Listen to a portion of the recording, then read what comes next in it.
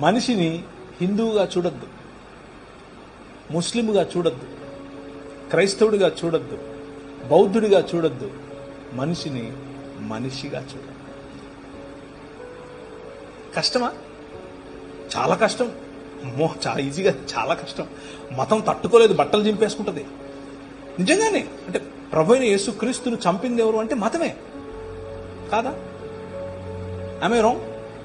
పిలాతు చేతులు కడిగేసుకున్నాడు, నాకెందుకు రా బాబు, లే చంపండి అని అన్నాడు. మతం నిజమైన మనిషిని చూస్తే బట్టలు చింపేసుకుంటుంది. ప్రధాన యాజకుడు అన్నాడు, యూదుల రాజుకు క్రీస్తు. ఏమని నువ్వు అన్నావు? అవును, నువ్వు అన్నట్టే. మనుష్య కుమారుడు ఆకాశ మేఘారుడై దిగివచ్చుట మీరు చూస్తారు అనంటే ఇంతకంటే ఎక్కువ సాక్ష్యం కావాలని బట్టలు చింపుకున్నాడు. మతము తట్టుకోలేదు మనిషిని. Try to live a real human life.